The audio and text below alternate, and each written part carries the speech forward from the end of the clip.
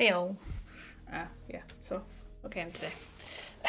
Well, kind of no face cam. I'm on this side, okay. Anyway, I'm not in the mood to game, but I do want to stream, so you're gonna get my crafting.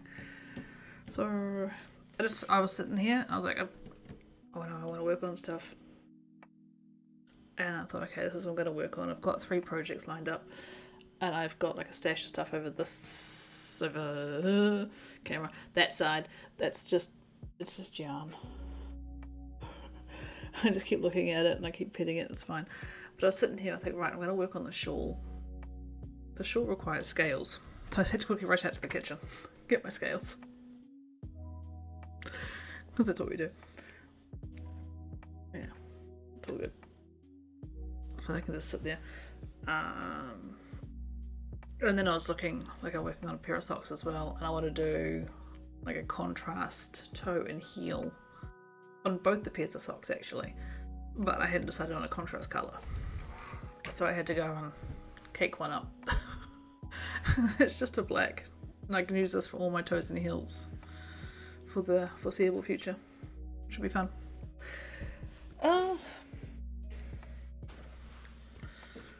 Project bag. I made this. I'm so proud of myself. I made this possibly 10, 11 years ago, and it's still doing really well. It is all interfaced, it is lined, it needs a bath. But this is just fabric from Spotlight. I think it's like a fat quarter or something from this one. And yeah, like even like my top stitching, like that side's purple, and this side is like a light purple or a white. So I did that on purpose. Let me yank this out. And then, yeah, oh, and I've got the yellow on the side and the purple on the side for my ties, which is very cute. I'm so proud of these. I made a few of these. This is the only one that's fully complete after all this time. But this, I've got a few that have all this done, but no ties at all, and one of them has just got like one side that's got ribbon in it, so I can pull it one side. Lazy. I gotta get some more ribbons or something and finish them all off. But yeah, it took me not too long to get all these done too. I made quite a few of them because I was making a heap of socks at a point. And I just had lots of project bags, and I like being able to do it. But I grabbed this one for this project because, you know, colours are purple and yellow.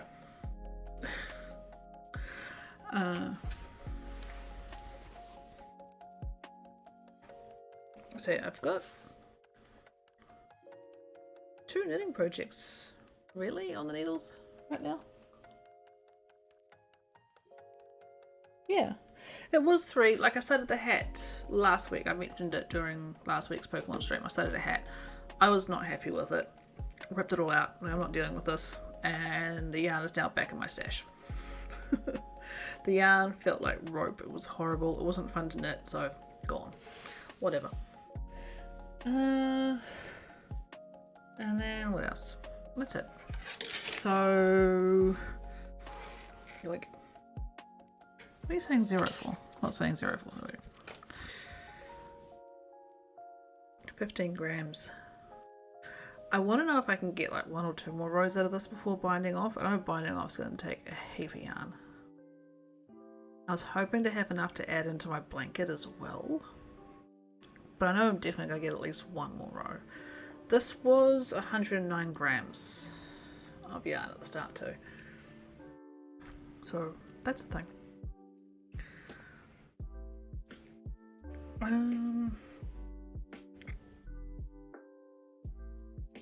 Yeah, you say 14. You brat. It don't matter. So I'm going to do like 1 row. Where am I going to put you? I need somewhere safe. Oh wait, yeah. The joy of not having a chair anymore. I'm sitting on my blanket box. Away your yarn knitting. Just for this particular project, because the recipe, the pattern kind of thing, it's a bit of a recipe. You knit until you get to about 50% and then you change the pattern. And then because I want to make sure I've got enough yarn for a bind off, I can just keep going until I get down to probably about 5 grams or so. This is the only reason why I do it. Or if I'm doing socks and I'm doing I have to sort of like measure it out so I know if I want to use up the entire skein of yarn. So if I grab,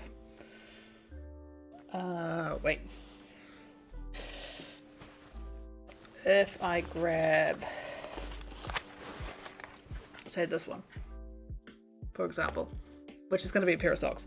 But if I wanted to use up the entire lot and do like really like almost knee-high socks, I would weigh it so that I had half the yarn in 2 different balls. Because yeah, for example,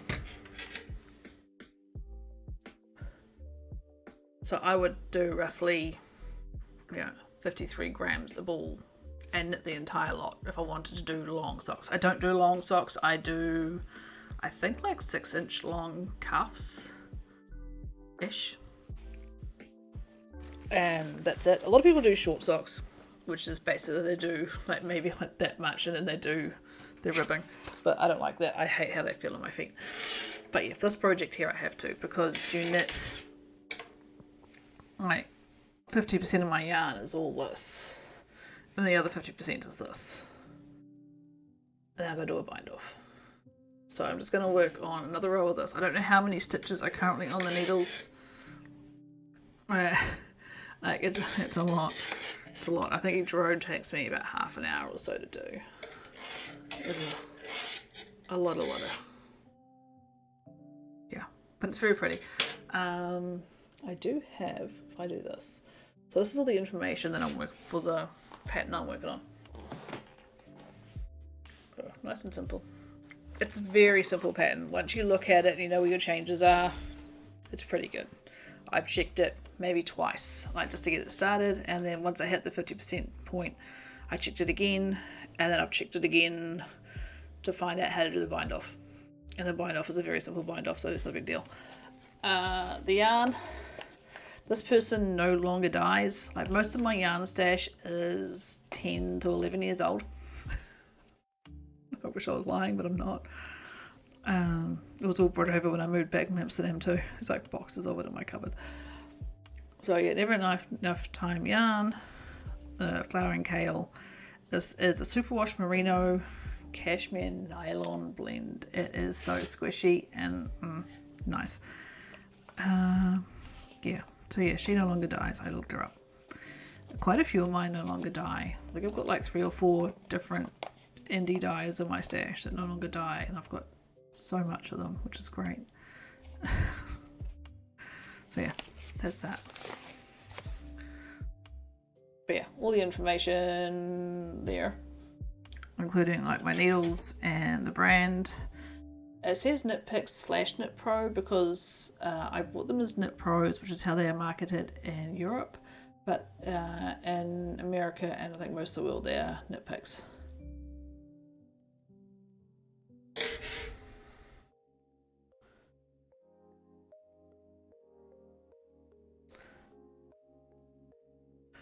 Okay, for some reason my headset's giving me issues.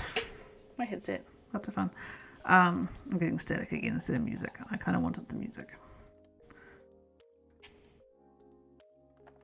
That's really bad. Okay, now I can't remember how I fixed this last time.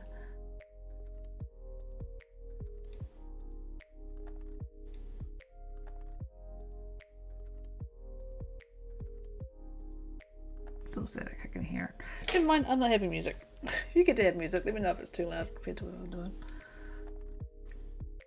Yeah. So yeah, nice and simple. Let's see. But yeah, this is just, I want to get this one off the needles. I want to try and get it off the needles today, if possible. Which is nice and simple. We'll see other projects as we get to it, but if I can get this one to the bind off, I'll be really happy. Let me just scooch forward. Bit more comfy. This is really interesting because, you know, between me and my knitting, I have the microphone, so it's just, oops, it's fine.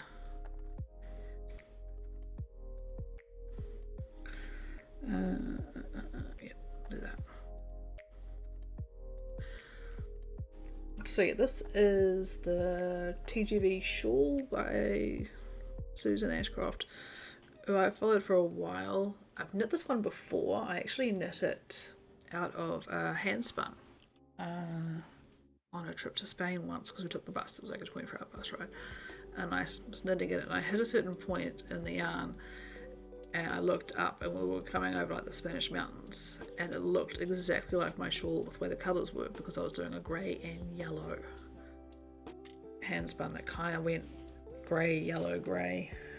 That's how it worked out, and it was beautiful. So I called it my Spanish mountain one, but it has been lost to moths. Like most of my knitting got lost to moths due to, you know, mental health issues. I didn't take care of it, but that's the thing.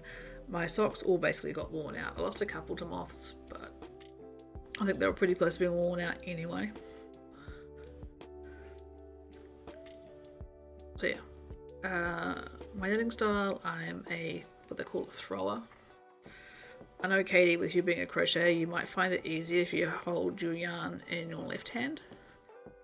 I can't do it, but you basically do like that and sort of pick it up. I can't. I can't do that. So yeah, I just sort of throw it around the needle, and I'm quite happy. I used to really scare people at work. I used to sit in the lunchroom and I'd be knitting on socks, and I almost always have a pair of vanilla socks on the needles. And I'd just be sitting there chatting to people, looking at them and everything, and I'd just be knitting. And people were like, what? Is that muscle memory? I know how to do this. You knit right, crochet wrong. There is no such thing. If you get the right result, then you were doing it right. There is no such thing as right and wrong. Because, you know, there's so many different ways of knitting. I've seen one, and it creates a really fast knitting, where you have a super long needle and you basically prop it in your armpit, and that needle doesn't move. You do all your movement with this needle instead. This one doesn't move at all, and it's like, well, you've got to be crazy. Crochet the way I knit, all in one hand. If that works for you, that works for you. You know, there's no point trying to change it if it works. So you would also be a thrower then. Interesting.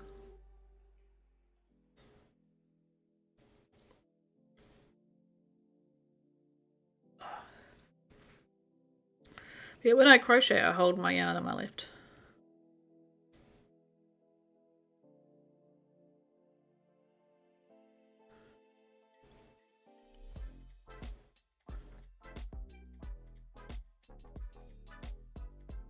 Yeah. You know, you're getting the right results. There is no such thing as right and wrong. It really doesn't matter.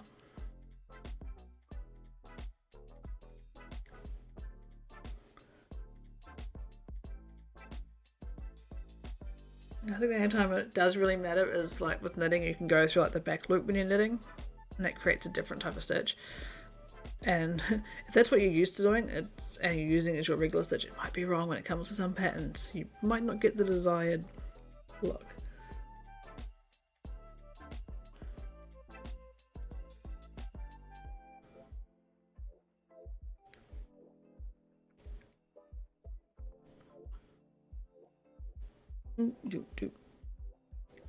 Oh yeah, but Katie, we're talking about that temperature blanket you want to do.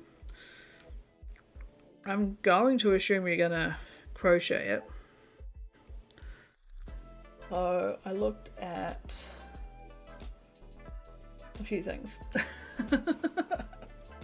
I did a few things, okay? This was just this morning. I jumped on the website that's there, the wonderground.com, and I found out the average temperatures.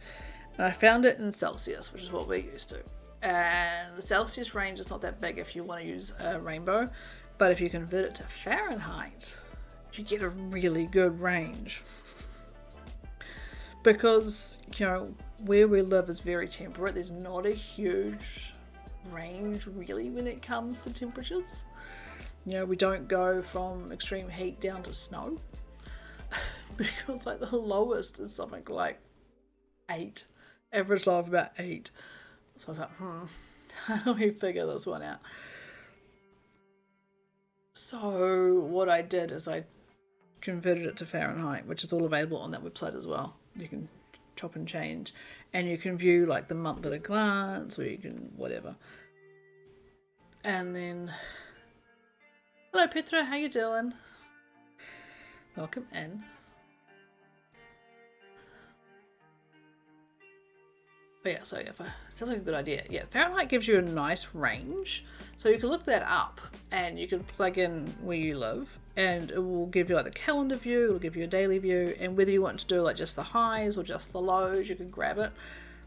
But I'd at least suggest that you grab like a notebook or something and just start writing down the temperatures that you're going to be tracking on it. And the thing with temperature blankets, I know, because I haven't done one, keep that in mind, I've never done a temperature blanket. I have thought about it, and I looked at the price of the yarn, and I thought about the price of my time, and I went, no. I might do like a cross-stitch thing at some point, but no. Yeah, temperature blankets can get huge, like massive. I'll see, it does come down to time. I have seen people do it with crochet, but they do a granny square where the inner square is the low and the outer square is the high. So just 2 rounds, which could be an option. Because, you know, 365 squares in one level weight, it's going to cover a lot. And then joining it's going to be a heap of fun too. But you could possibly put like a colour to represent the year or something. Like if you're doing a rainbow theme, you could possibly even go for like a white or a black. Just I've got to remember to come back in here a bit further and over here because of this. Yeah.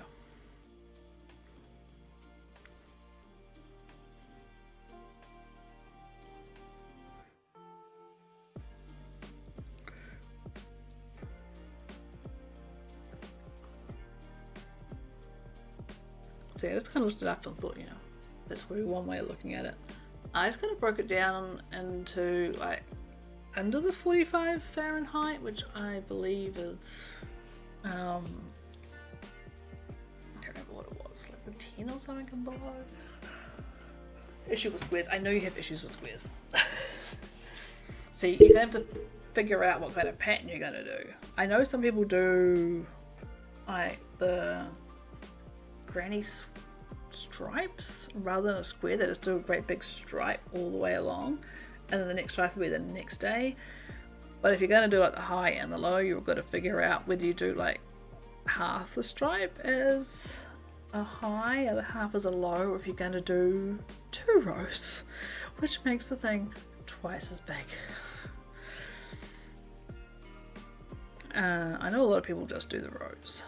Like even with knitting, they'll just do rows. I'm like, like I can do it, but I really don't want to. I'll stick to doing crochet one. Not crochet, cross stitch ones. I'm actually kind of half-assed planning one.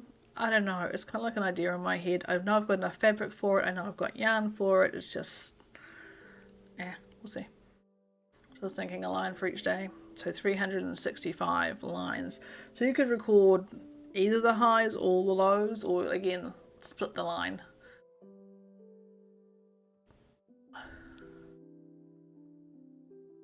Yeah, I'll just get rid of that because that's just in my way. But yeah, if you want that file, I'll flick it to you at some point, just to help you out. Oh yeah, I've got my entire screen I can sit on.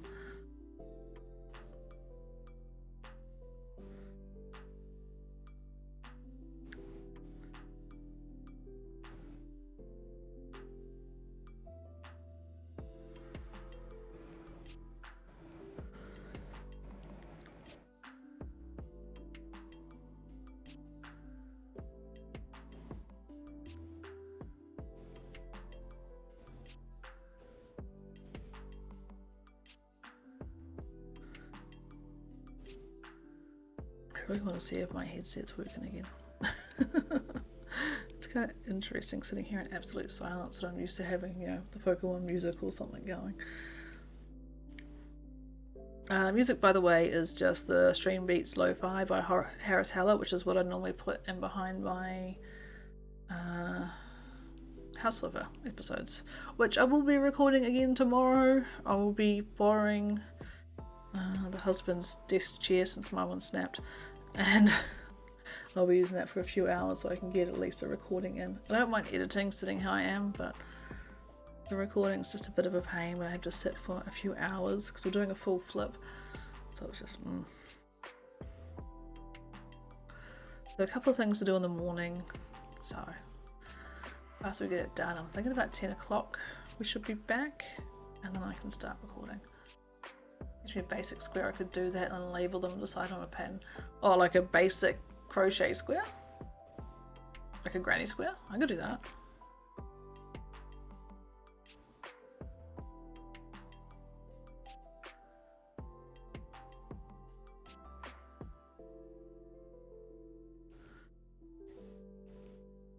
Because that's about all I can do. I can do, you know, basic granny squares. Do I have my granny square stuff here? No, it's in my other room. It's in the living room. Although, hang on, I do have a bag of them. Hang on.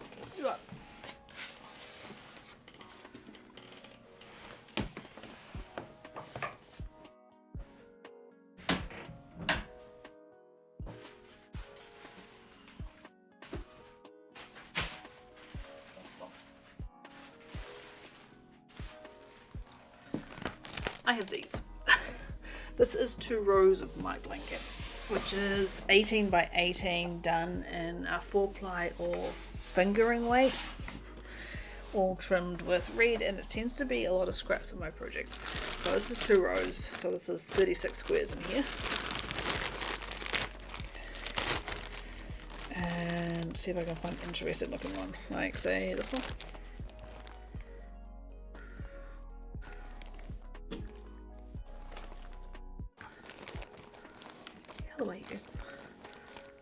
Why are you back up? I got rid of you. Back off. Go away. Yeah, so that's my square. Yeah, so in there, this is 2 colours and then my red border, because red's the one I'm going to be using. It's a red Volmizer. I've got like 5 skeins of various reds that are all pretty close together, so there's that.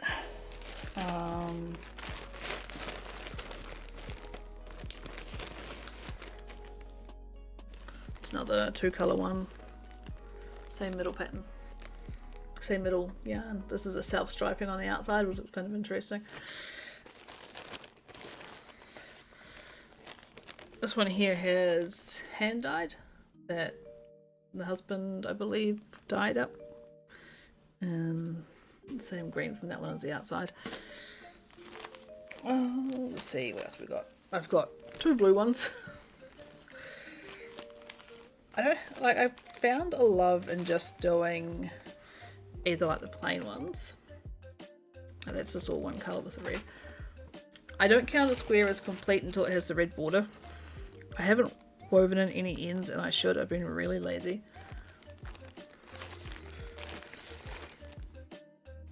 I know I've got some really pretty ones somewhere. Like, they're all really pretty. I'm super happy with this project. Aha. 3 colours. So a white, a pink, and then that hand dye, which is really nice. And I learned off YouTube, but then I process and I adjust, and it's all leftovers. I'm actually running out of leftovers though.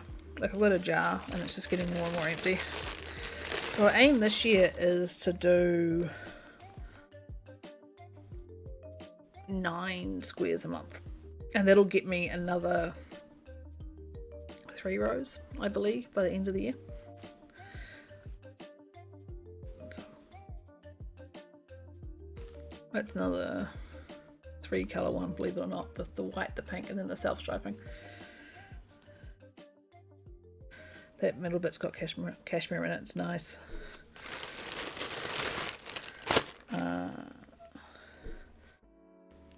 Yeah, it's a few different.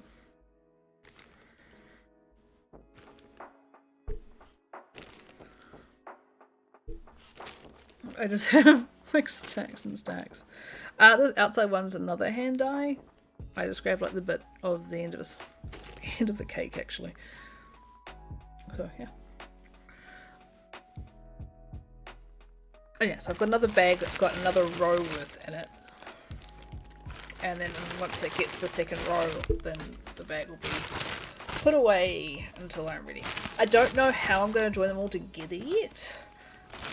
I'm not too interested in doing a join as you go. Okay, some scrap yarn, most mine's acrylic because it makes toys easier.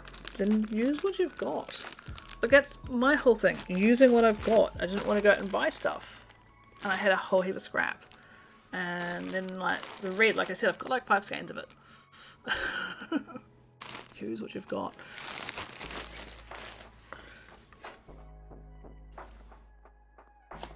You are now wrapped around that cable. That is not good. There we go. Let's fix that.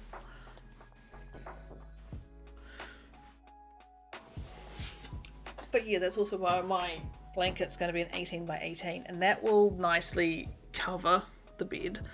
So yeah, if that's the bed, it'll cover, and I think it goes 2 squares over, right, on each side. So that'll be nice. But yeah, the joining them up, that's... I don't really want to go through and do them all at the end, join them all at the end. So I may have to learn to do the join as you go method and start grabbing them and just almost starting from the inside going out as I'm joining, which is just going to be so much fun.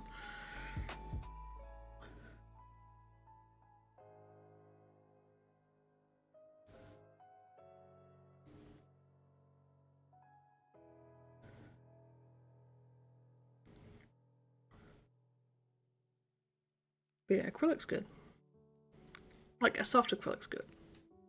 And to be fair, scratchy stuff I don't want to knit with. Like if I'm going to be knitting or doing crafting, I want it to be something that makes me happy and I feel good to knit on it, which is why the hat got scrapped, because the hat felt horrible. But yeah, I've currently got 3 different ideas for hats. I'm just sitting over to the side of me that I'm just kind of, I kind of want to get them started, but I also kind of don't just yet because I'm starting in 2 knit-alongs in like 10 days. Granted, it is one project. It is that one project will cover both knit-alongs quite nicely, but I'm going to focus on that and possibly a few others depending on what I pick. One of them is a cozy kids knit-along, so you got to knit something for a baby or a child, and it's got to be something cozy. That's the whole thing. So like a cozy yarn, or or a cozy pattern or something. And the other one is a raglan along, so you've got to do a sweater. So I'm doing a raglan sweater for a child. Saw someone on TikTok who was joining hers with an invisible stitch. I can't remember the name of it, but I know it's so frustrating. Mattress stitch might be the one you're thinking of. Might be a mattress stitch. Where you join as you go, you basically go along as you're doing the square. You'll get to a point where you think, okay, this part of the square is going to join onto another one. So you'll grab that other one, and as you're making that crochet around the edge, you're also joining it up to that crochet next to it. And it's kind of nuts. Yeah.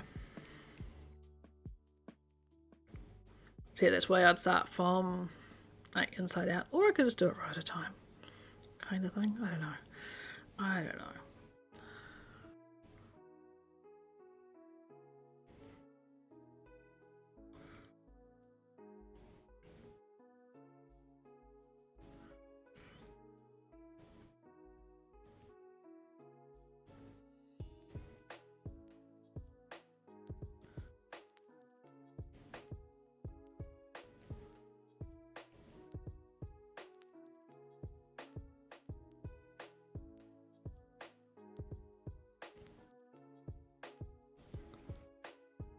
I'm just going to see if I've got anything other than static on my headphones. Nope. Static. Why? Why are you doing this? can't remember how I fixed it last time. It might have been by unplugging and plugging it back in, but right now the plug for it's underneath my keyboard. This here is my keyboard area, by the way. So it's been shoved off to the side. Okay, let me unplug that. It might cause some audio issues. Plug it back in. That's all working. Not getting static. Aha. Now I'm not letting in silence. I usually sit here I sit on the couch and I have my phone and I'll be watching like a podcast or something. I'll give you an idea of how I'm kind of sitting. Ring light. That. Camera is like there. I need to clear my phone. Yeah, I sit there watching podcasts.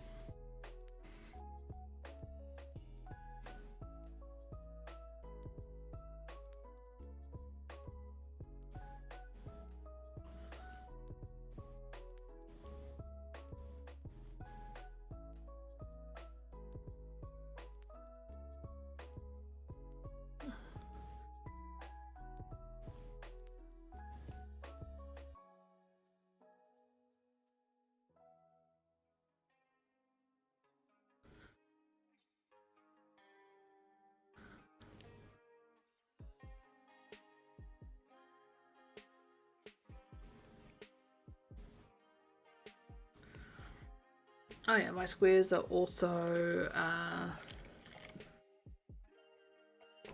7 rounds. 7 rounds of a colour and then the 1 round of red. And I kind of decided on that because I was originally going to do just 1 a week. If I've been doing that, I've been doing it for like years. Years and years. It's going to be years and years as it is, but you know. But yeah, so it's 7 rounds. If you're doing the general available acrylic stuff, it tends to be like an 8 ply, so you can do a lot less. And especially if you're doing 365 squares.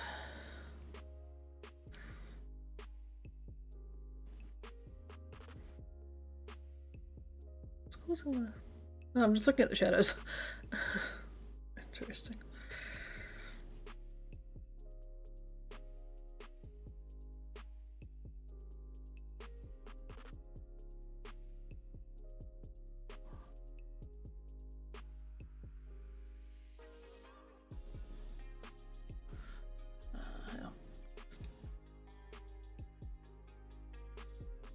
Look at something softer. There is some really soft acrylic at Spotlight. Give me a moment.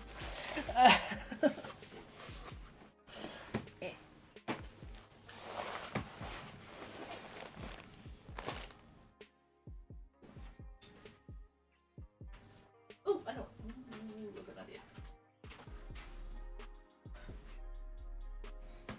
Just had an idea. Bear with me. You're over there. I'm on the floor now. I need you. Oh. Like, I'm not kidding myself. I'm sitting on a blanket box. I have to kind of climb on top of it. But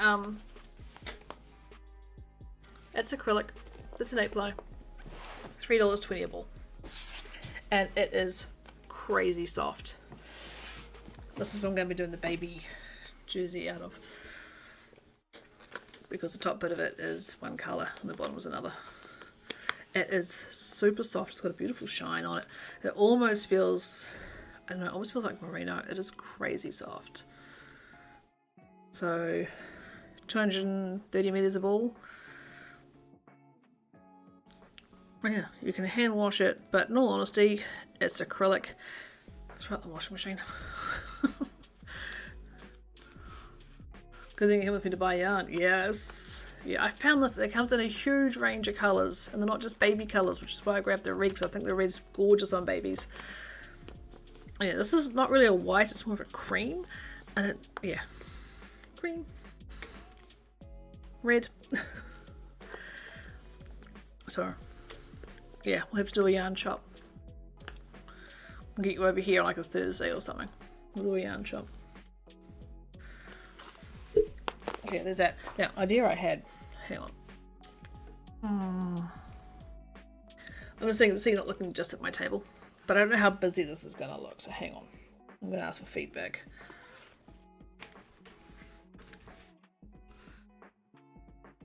Oh, that looks alright there, doesn't it? That's a bit better than just looking at table. Just straighten it up somewhat. If you're wondering how I'm moving things around, they're taped. They're 150 piece jigsaw puzzles and they look really cool. That is very shiny. It almost looks like a matte finish on it.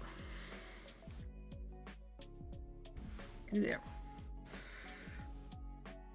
I might be too busy.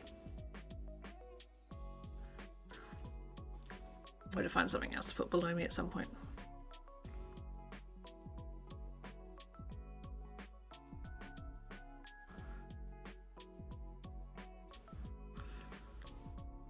Yeah, I got a box of 12 puzzles for Christmas, and a few of them are 150 pieces, which is these ones. The first one I did, it had 150 pieces. So, yeah. Problem is, it was missing one of like the inside pieces, and it had an extra corner. Like it had like a duplicate corner. So, okay. Focus on the hands. That's fair. Don't use me to learn from. Like, not like this, because I'm not doing it to teach. I'm just sitting here. Well, just doing this to sit and craft. Kind of missed it there. It's hard to know where to look. I could have tried to look at the camera and make sure I'm more or less in range, but also know where to look here and then keep an eye on the chat. This is interesting. But I love the fact that I've put the pressure of being on cam. And to be fair, I don't even have the pressure of chatting. I can just sit and knit, and if you just want to use me as like a body double kind of thing where you get your own stuff done.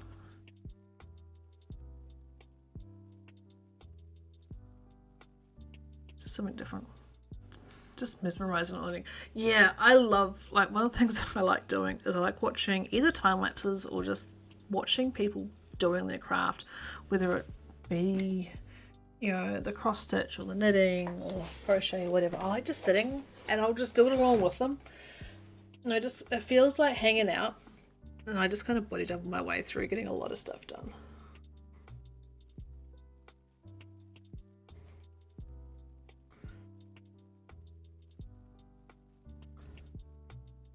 So yeah, not even halfway through this row. This is crazy.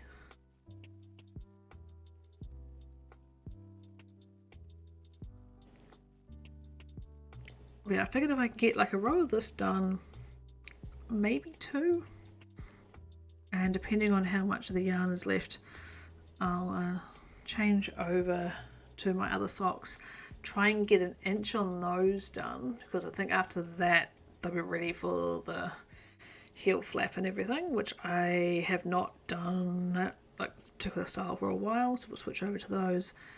And then we'll go to the vanilla socks and start the toe on those. Keep distracted. That's kind of the point. If I didn't want distractions, I wouldn't be here. I wouldn't be streaming, okay? Distractions are good. Like I said, I enjoy just watching.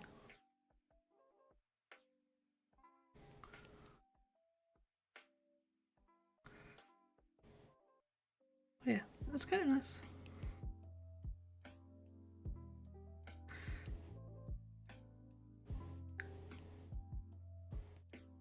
I think you're gonna love the socks though. Like, you'll get the theme as soon as I put like my little that thing up. You'll be like, oh my god, it's so dry. It absolutely fits.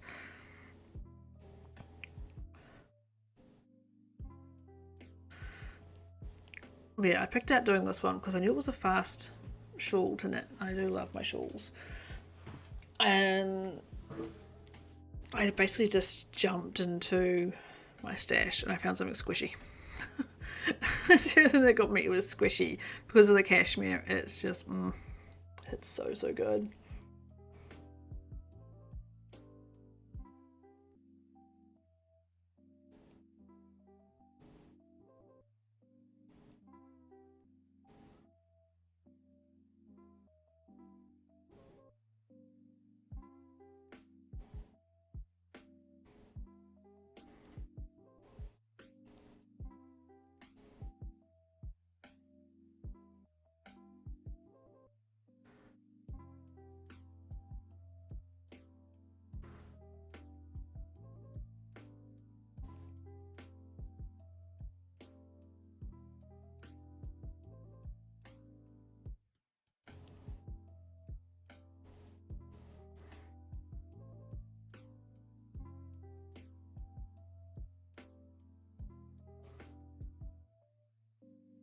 Hydrate.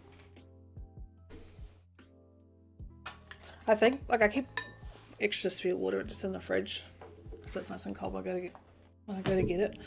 And I think my bottle is broken. It's almost finished on camera, it seems small. Just remember, it's all scrunched up on needles. Extremely scrunched up because I believe these are 80 centimeter cables. And it's very scrunched up because it's all ribbing. It's like a 2x2 rib all through there. Just you wait. It's not a huge one. It probably almost doubles as a scarf. But it's just so cozy.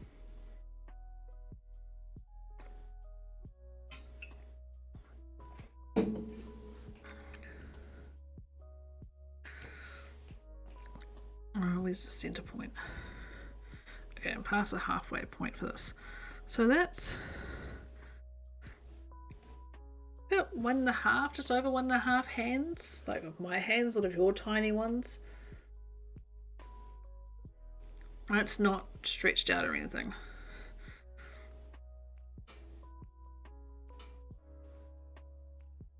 But yeah, I keep like my spare water in a plastic bottle in the fridge just so it can chill down and lose that chlorine taste. And I think it had a slow leak, so this morning I had to grab out a glass one. So it was interesting trying to find space for that in my fridge because I've only got a tiny little fridge.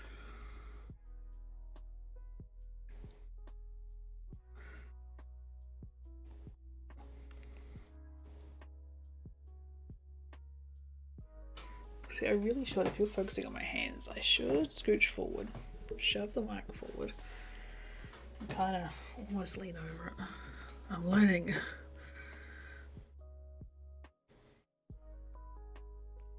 Okay, puzzles aren't gonna work. Bye.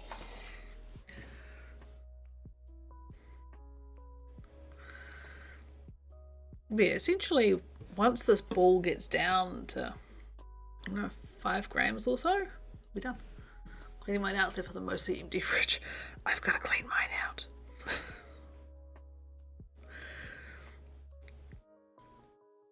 I'm going to go through and wipe it out too because I'm pretty sure there's something else that's leaking. Yeah, with my current diet and stuff, it's just, well, eating plan. Because I'm not doing it to lose weight, I'm doing it for health. Like there's so much more stuff in that fridge than normally would be. And a lot of it's fresh veggies and bacon. And oh my god, if you tried to find eggs, we went to the countdown here and we figured, you know, if we go to the pack and save here, there's no eggs, then we can go to countdown, they've got eggs. There was none. Like, oh my goodness, there was no eggs. So I had my last egg the other day. It was just kind of,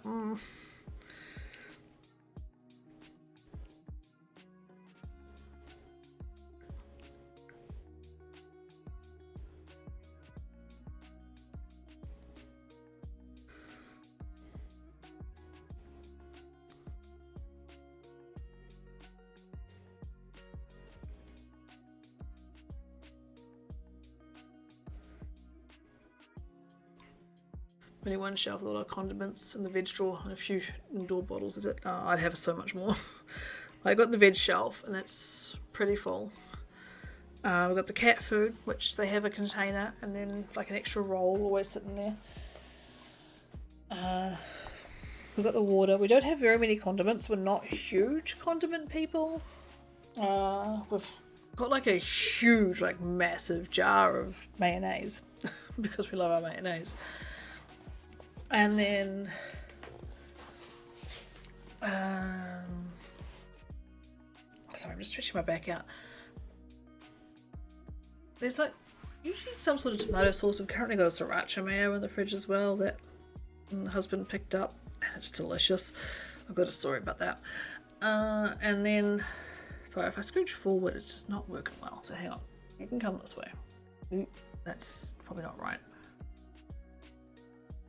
I'm just gonna, ooh, no, you don't want to see my feet. No, yuck. Yeah.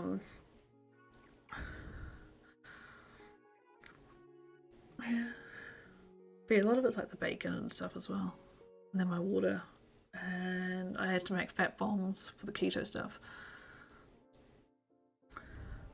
Eggs are fun. Meal list at work depends on eggs availability. Yes. It's just nuts. Like, you guys do your ham and egg buns in the morning. I guess that's almost next to impossible now. Because heck, I would love to have an egg sandwich. Well, I can't have a sandwich, but I have like the keto wraps, which are 2.5 grams of carbs in a serve, which is fine. Because as long as you got pants up, we can see. It's my PJs, okay? It's like, I'm gonna have a lazy day. You're not gonna be seeing me.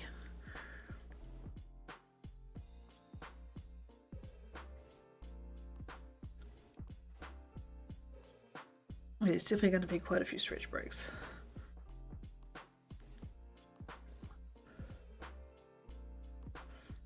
I might figure out like a better setup or something. Even maybe if I clear off, because I've got a corner desk, right, with the and I'm currently on like this side, but this side here I could possibly set up as like a knitting area. We get pre-boiled eggs from a company. It's the bacon egg pies that are the issues. And PJs are pants. Yeah, PJs are pants. So Professor Levington pants, the stripy ones that I love. Where are we seeing here? Seeing here. The ones I was wearing during all my Arceus streams. They have been relegated to PJ pants.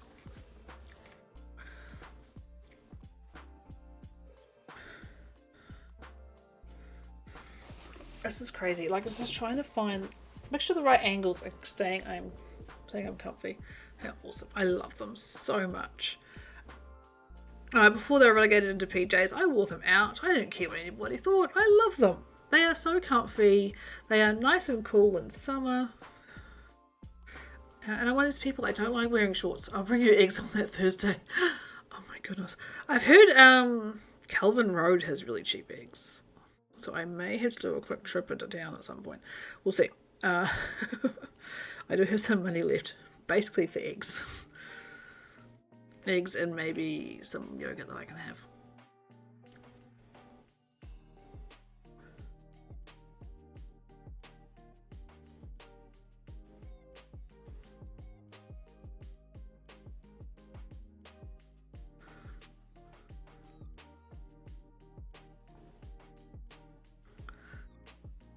Actually, I might just do the row on this and then switch over to the socks because this row is long. Like, seriously. It's all scrunched up. It's crazy long. But yeah, we could do it Thursday trip. I can swing by, pick you up and duck into the spotlight. And you can pick out some yarn for your blanket. You're probably going to need like 2 skeins of each colour, to be honest. Especially the middle colours, whatever ones you happen to pick. Because that's where your most common temperature range is. If you get like, 2 of each might be enough. I don't know, like, there's so much variation. I could possibly find like a basic blanket and find out how much yardage you'd need, but temperature blankets are hard because you don't know what the year's going to be like.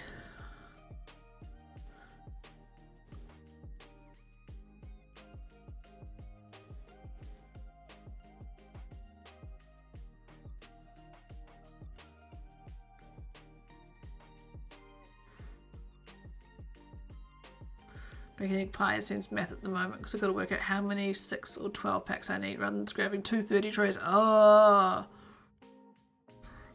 you got no trays at all? Oh, that's nuts.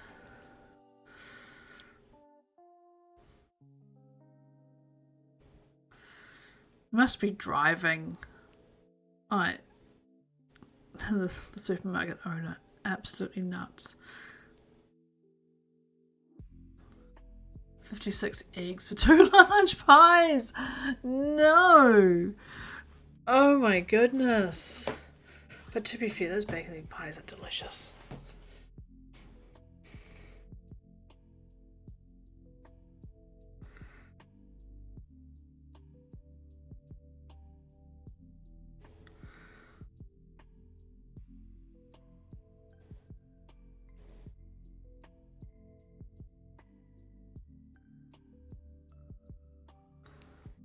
I'll make up to 8 pies a week. I'm not surprised. Because yeah, delicious. Don't you have a salad that also uses eggs?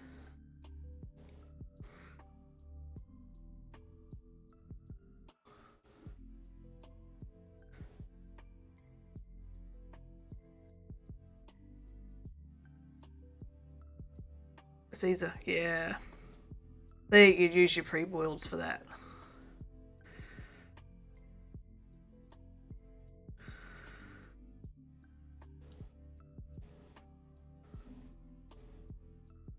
Yeah.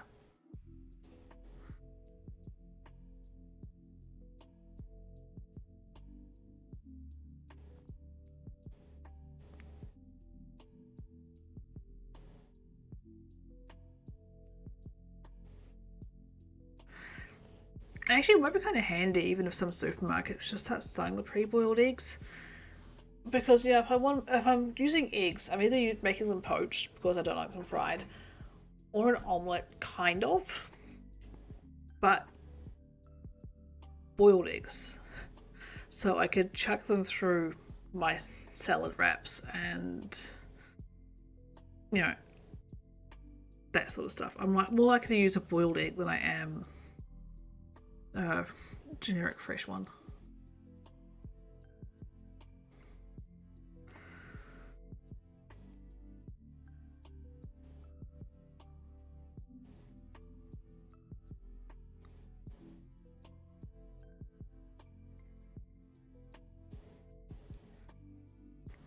But it's really frustrating. We do the grocery shopping here and we've had a really nice countdown. It's got really good prices, a really good range of everything we like. And it's not bad. But right outside it, fresh churros. Dang it, you've got to be kidding. Fresh churros. So yeah, the husband had fresh churros after the groceries last week. Because I figured he deserved it. He's putting up with me changing my entire eating, and he's just going along with it. He's doing so well. He's encouraging me. He's trying to figure out recipes so that we can, if we feel like having pancakes, I've got stuff in the cupboard and he's trying to figure out ratios and everything so we can have pancakes, and it's usually for dinner. I need a carton of eggs. I said, yes. Yeah, like the ones where they just come in the packs and you can just sort of pour them out. Yes. There are so many things in America really that'd be really handy with cardboard.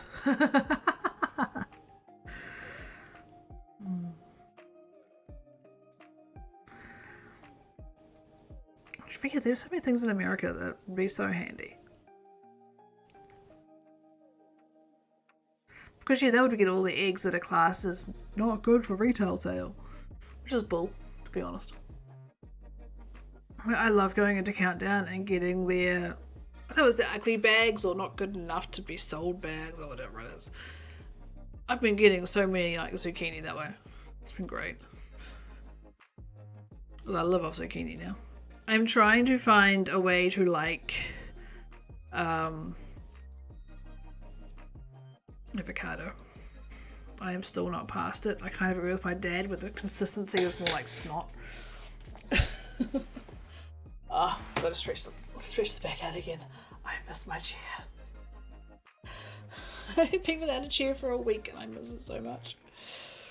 I haven't wanted to be in this room so much simply because I haven't had my chair. Oh. But yeah. So it's actually, okay, this is my center point like I said. So there's a hand. So yeah. Just over a hand and a half. Regular person's hand, not yours. What kind of snot do you have? Raw eggs like snot than Avos? Nah. Okay, no. Raw eggs is something else. Different body part. But no. To me, avocados is more like snot. That was 3 grams. I could realistically do one more row and then the bind off.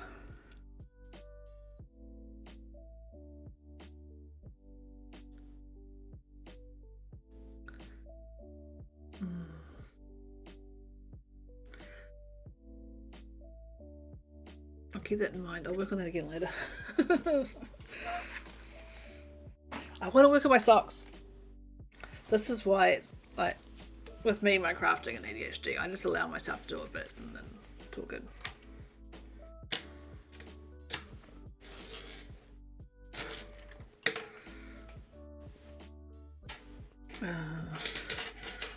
Top first. Resonate bread or ice cream. It can replace the bad fats in baking. Oh yeah, I was kind of thinking like it's like an avocado mousse or something, which I might try because I have found a chocolate I can have, which I love, by the way. It's like a chocolate baking drop and the carbs are almost nothing. And it's not dark chocolate where the carbs are also almost nothing. But oh. Next sock bag. I love the sock bag. This was like my homesick bag. I saw the fabric and thought, right, I have to get it. So, Busy Bees. It's flavoured candy mask. I might have to try. I might find a recipe. And then red. It's got Busy Bees on the inside. This is the one that's just got the ribbon because I couldn't be bothered. So, nope, that's the top of my order. Let's get rid of that and put up this one. So pattern is the London Fog Socks by Ellie Weaver. It is her first pattern. I got it for free because she put up a code for a certain Gruham in, so I got it for free. The yarn, it's sparkly. It is so sparkly. I love it. So this is 5-minute dye works. She still dyes. I think a lot of it's pre-order though, and she just dyes to order. T.A.R.D.I.S colorway. It is a self-striping, so you get a huge chunk of blue, then a little bit of black, then white, then a little black, and then back into the blue. So it's absolutely gorgeous. I love the sparkles. This is the first one I'll be doing the contrast heel and toe in. So this will be my heel and the toe. Let's see. I'm not putting out the sock yet. We have the yarn label. I need that yarn. Yeah, I don't even know if she still dyes this one. So yes, 5-minute dye works. She's in America. There's a lot of my yarn bases are. So this is the bedazzled yarn, 75% superwash merino, 20% nylon, 5% stellina, which is the sparkle. 438 yards of a fingering weight, which is our 4-ply. And then stuff, but yes, colorway is T.A.R.D.I.S. Oh. And then the sock. I can't wait. I love the sock so much. I don't normally do pattern socks and I don't normally do them cuff down, but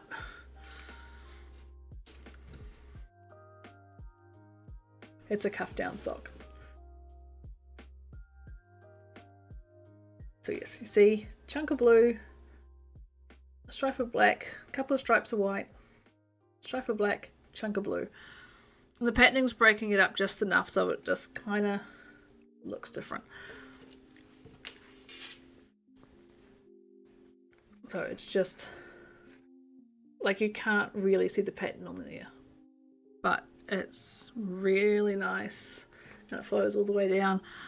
But yeah, I haven't really done a cuff down sock after like sock 3 or 4 when I was first knitting them. I know my first pair was cuff down, but as soon as I discovered toe up, that was it. It was done. So yeah, all over patterning. So front and back of the sock are patterned. The needles are tiny. I feel like I'm knitting on toothpicks because these are very different to what I normally do. That there just to show my start of the round. I have the pattern basically memorized. I do have it up on my monitor for when I hit the cuff. No, hit the heel flap. I'll be doing the heel flap off cam. But I want to get another chunk of blue and to the next stripe of black done. And I think that'll be long enough because I tend to do,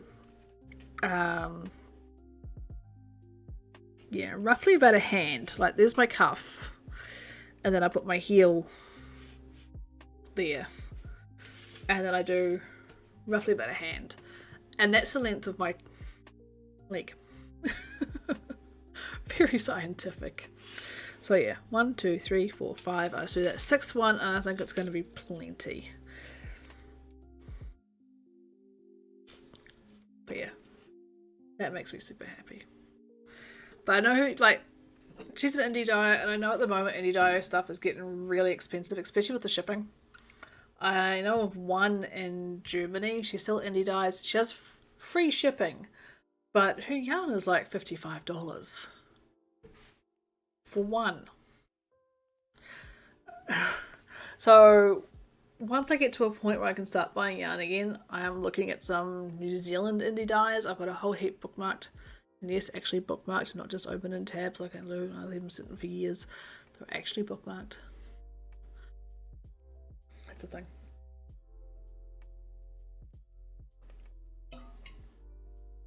Yeah. Like, I've got some really pretty New Zealand yarns anyway. Like this one here. What I happened to prepare earlier. This one is going to be a hat. I love it. I don't know if she still dyes. I picked this one up at Woolfest, my first year back in New Zealand, to make me a pair of socks. I couldn't afford that yarn. No, I do not knit socks for anybody. Not anymore. There was a person I used to work with. This is in the old store, so long before you came along. She saw me knitting a pair of socks. She's like, "Oh, that's really nice." I said, "They're actually too small for me. Do you want to try them on?" She's like, "Yep." She tried them on. She's like, "Oh, how much would that be?" And I think she was thinking, maybe like $5, $6, maybe 10. I looked at her and I said, the yarn alone was 30. And then, add on 40 hours of my time. She backed out real quick. Socks are expensive. Hand knit socks are crazy expensive, especially if you use an indie dye, which is what I love doing. But yeah, this one here, I don't know if she's still done. I have to look it up. I should have looked it up. This was called Rainbow Farts, which is the entire reason why I bought it. And it's merino silk. It was like $28 when I got it. That was years back. I think now they're selling for quite a bit more. But I love it. Rainbow Farts. It's just... the silk just makes me so happy.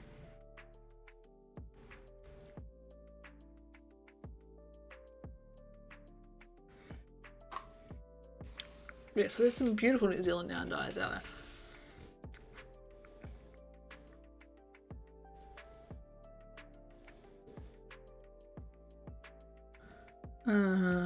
Start the pattern, right? Yep. But yeah, I tend to budget about 40 hours to a pair of basic socks. These ones are longer because, yikes. Again, I haven't done patterning in a while. I've still got to do like the heel flap and gusset, and that's going to take me a couple of hours. This yarn alone was like €30, by the way. Euro. I believe it was about that. At least that's what it's worth. And I'm just going to be using it for toes and heels. Because it's black. I don't like knitting with black as a rule. So yeah, that's that. Contrast toe and heel, really different. So yeah, needles are 2.75 mils. So they're not the smallest needles I have, not the smallest needles I've ever knit on. But what makes these things make me feel like I'm knitting on toothpicks is the fact that the needle point themselves is only that long. The rest of it's cable. It is super tiny. Like, finger reference. Very, very tiny. And that's what I'm adjusting to. They are 9 inches around, roughly 23 centimeters. But it's made this pattern absolutely fly. I was stuck for a while because I was having issues. And I was getting like gaps and stuff. I wasn't happy. And that's somewhere down here. It's all blended in now, so it doesn't matter. But yeah, I just wasn't happy with it.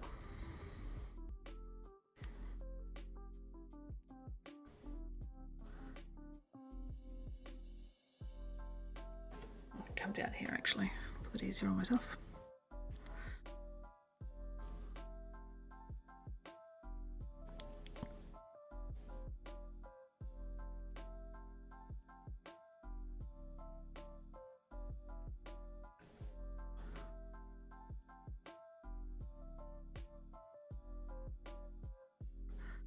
3, thank you.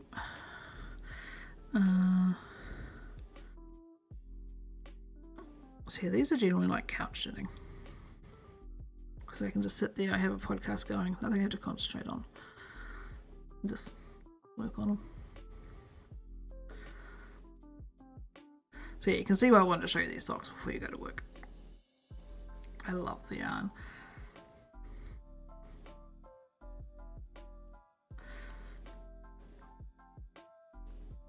I mean, self-striping yarn just knits up quickly. At least it feels like it does. And this is the same weight, by the way, as my other yarn that I was just working with. Like, it's the same 4-ply, but it's just being used in a different way. Like, I have so many single skeins of 4-ply. It's absolutely nuts.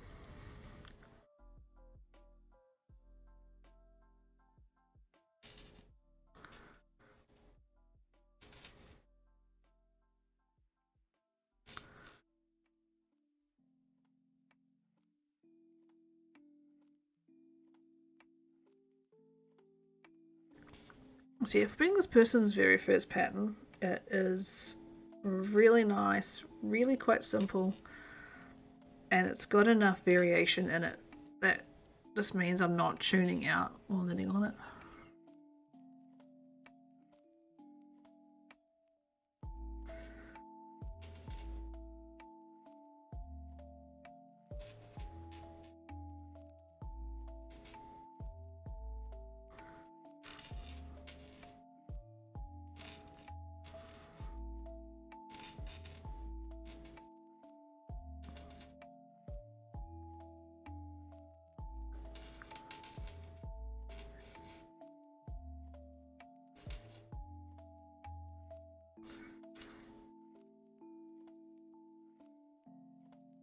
The good thing is if I forget where I am, I can read my work easily enough to see where I'm at.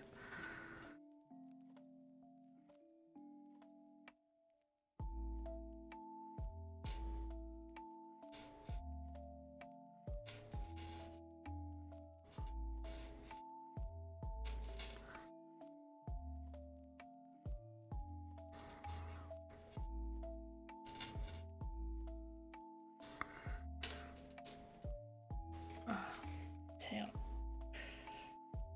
This back, man. I should have taken painkillers beforehand.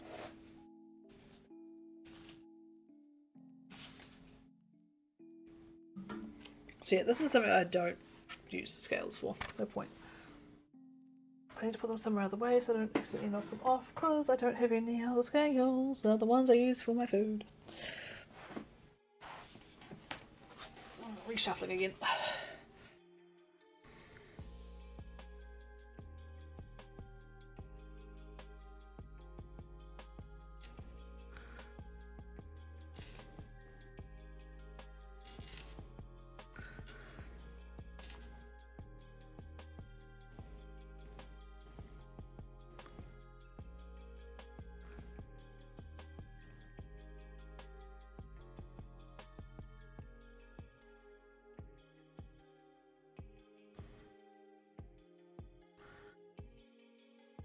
Yeah, Katie, if you can, jump on the Spotlight website. Have a look at all the colours for that one. Because it is really good.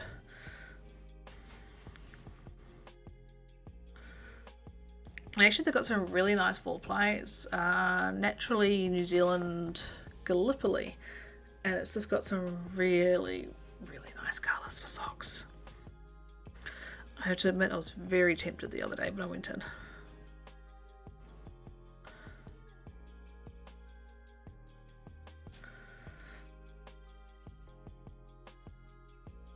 My room is starting to get rather warm.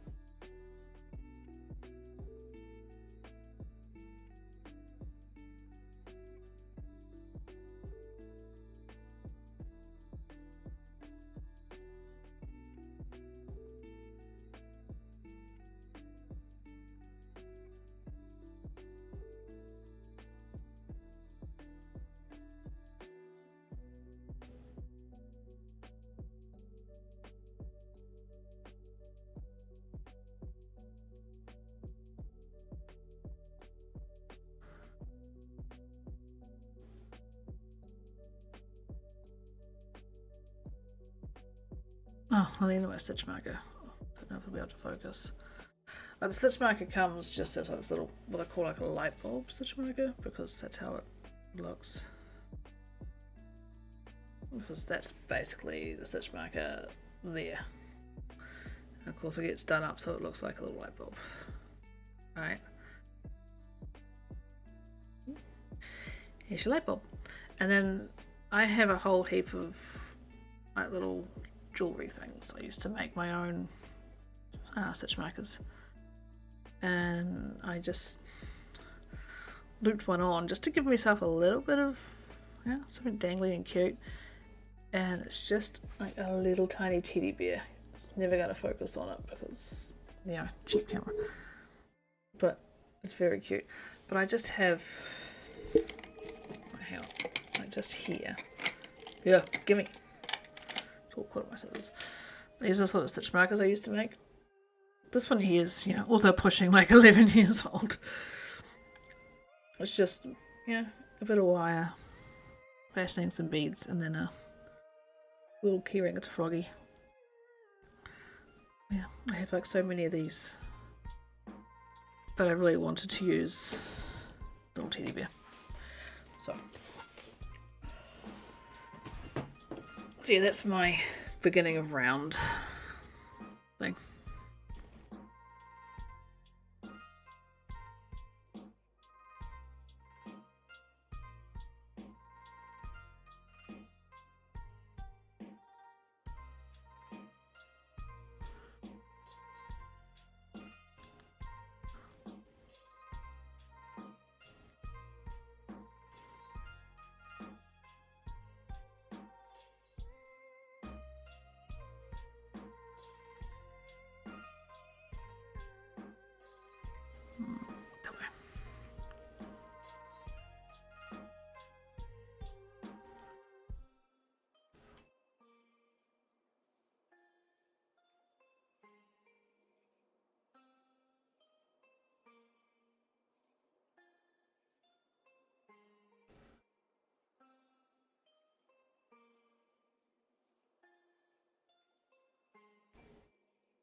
Actually, according to this pattern, which I'm kind of looking at, it says I should do until the leg measures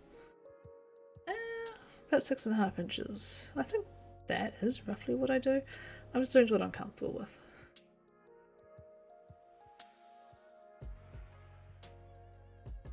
End on round 3 of the repeat. I'm going to keep that in mind too. It's like a 4-round pattern or 4-round repeat.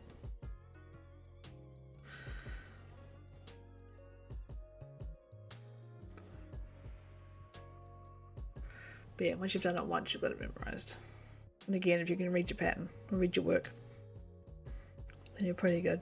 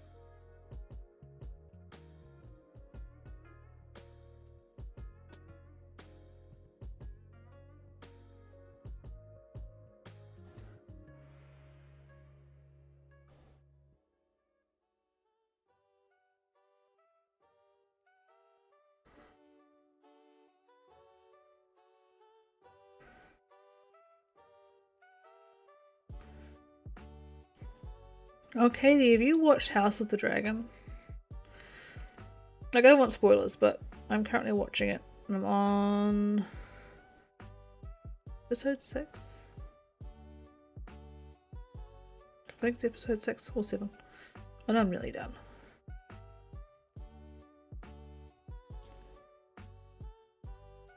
I've kind of been marathoning it.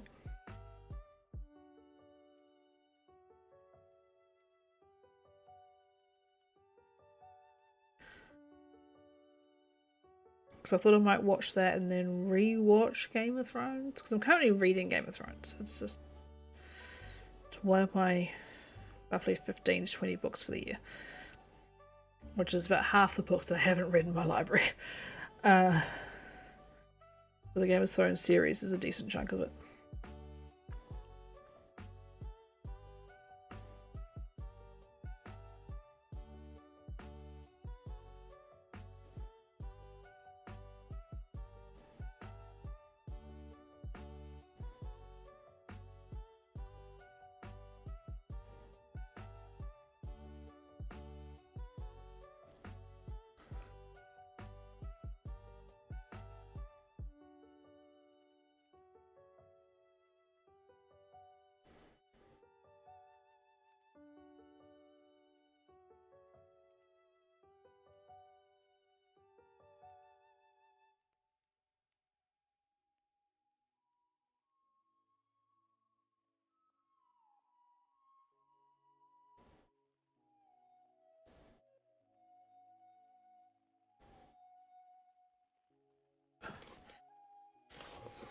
It's constant stretching.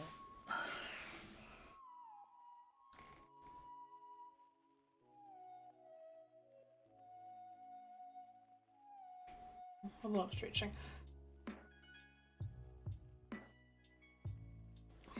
This is how I normally knit socks. Toe. I start here. That's the toe. This is my standard heel. This is how my other pair is going to be worked. It's my heel, and then I finish with a cuff. So hang on, if I sort of compare, like that's, yeah, it might be a little bit shorter than I'd normally do, but that's fine. I like the idea of just having the 6, 1, 2, 3, 4, 5 here, the 6. Might be alright.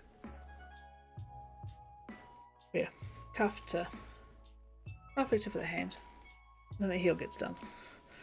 But yeah, difference being the heel and toe from now on are going to be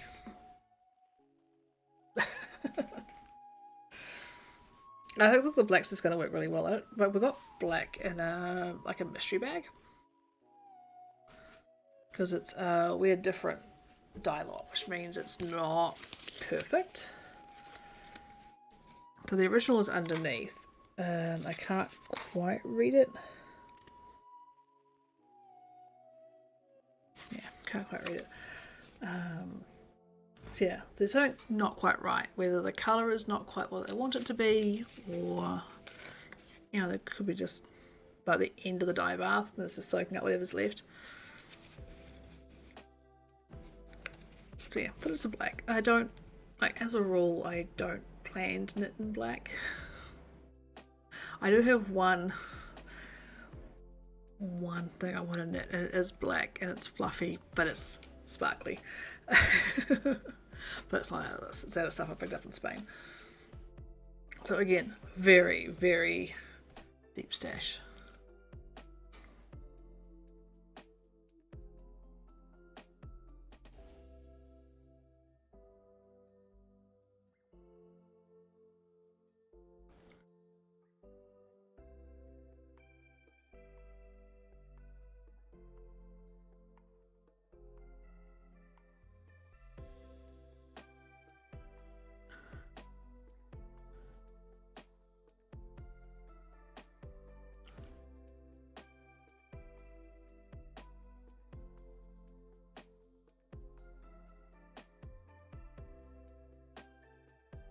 What are you caught on?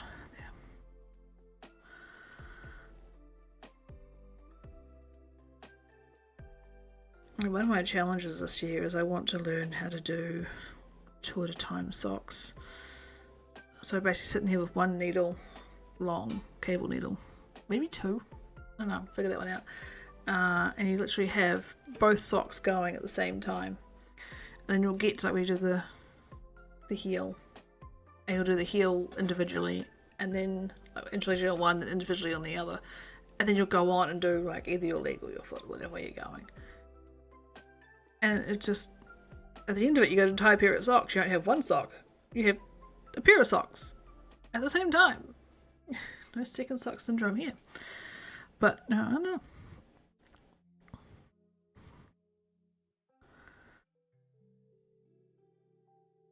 It's going to be one of my challenges. I don't know. I think I'm going to do it in a self-striping as well.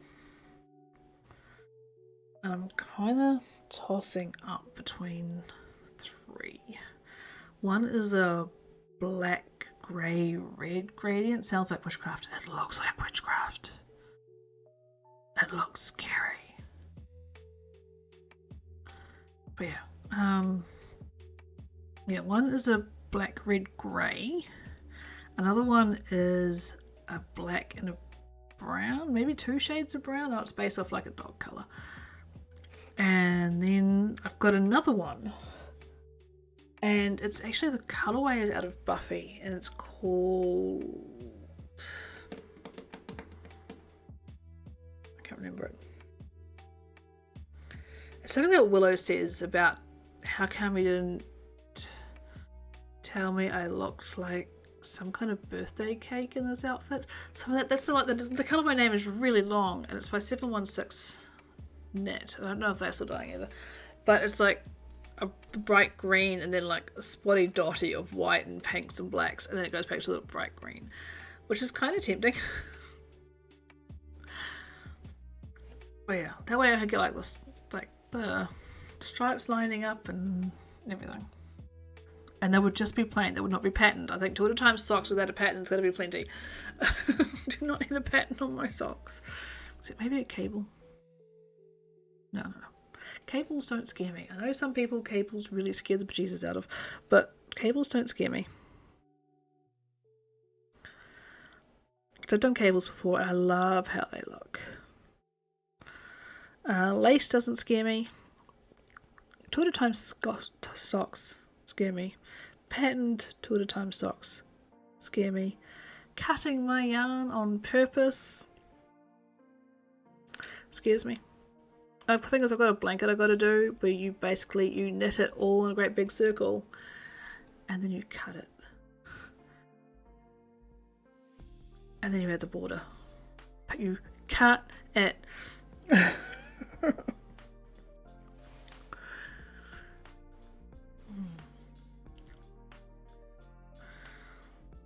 Yeah, and at some point I want to knit something out of here. I have my knitting books like right there, next to this new little setup I've done. There are some beautiful things in here. It's all charts. I haven't knitted from charts in years, but it's absolutely gorgeous. See if I can get another one with the patterns, just sort of like that. Like crazy. I want to knit something out of here at some point. And I've got the lace weight yarn to do it. I'm just not quite. Oh, it's got the how-tos. It would unravel. It doesn't. That's the whole thing. It doesn't unravel when you cut it. It's called steeking. That's all the different patterns.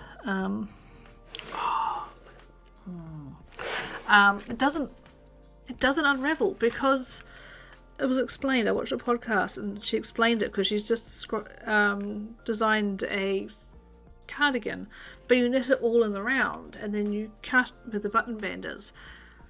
Yarn doesn't unravel sideways. It unravels down. So as long as your top is secure and your bottom is secure, it is not going to unravel. And like you cut it and then you sort of fold it over And you just sort of seam along that edge. Sounds like advanced witchcraft. I know, right? That is scary as heck. But one day I will do it. One day I will do what's called a true afterthought heel in a sock. Afterthought heels will be my first thing. Generally, like an afterthought heel, I'll get along to get to the heel, and then you'll put in a bit of waste yarn that you'll take out later.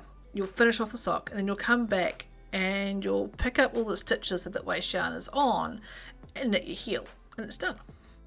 A true afterthought heel, and this is where it gets really scary, because remember how yarn unravels, you'll just cut it.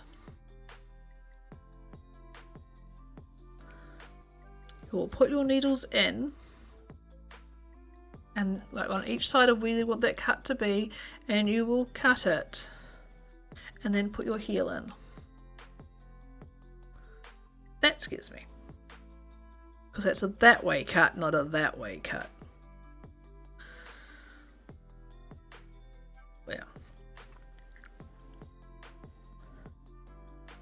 Like heck, compared to that sort of stuff, maybe I could do a sweater. Maybe a sweater isn't quite so scary after talking about that sort of stuff. I'm not doing a sweater this year, not for myself. I'm going to wait until everything happens for this year. We'll just see where I'm at next year.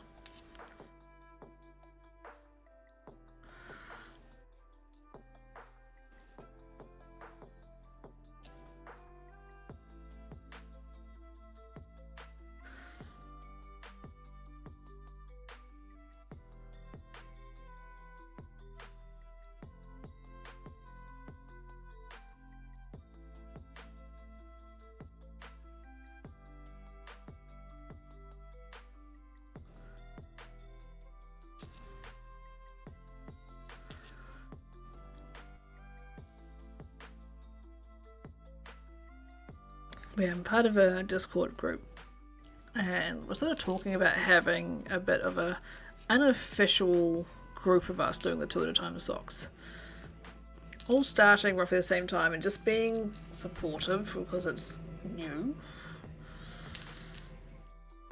And like, I've got the needles to do it. I have so many pairs of sock needles because I do. Because it's my major project. It's always socks. Like heck, even all those years I was not really knitting, there was always a pair of socks on my needles. It was the same pair of socks for like 5 years, but it was all there. It was this pair of socks for like 5 years. But I didn't mind. I could pick them up, I could do a row. When I got to a heel, I'd just sit there and just whack out the heel in a day. Cuffs to me are also like a day. Binding off might be another day, because binding off is a pain.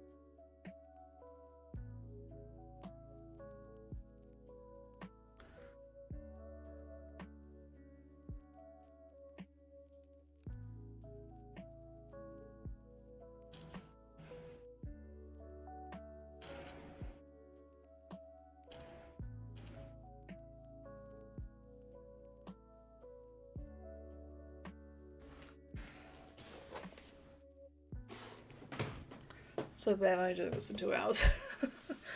I'm really lucky I decided a little while back just to cut down the stream time.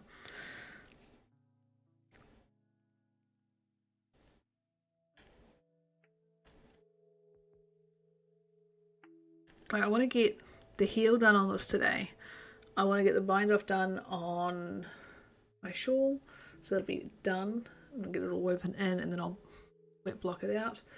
And I want to get the toe and the start on my next pair of socks, which, since we're starting to get close, This is the yarn for my next pair of socks.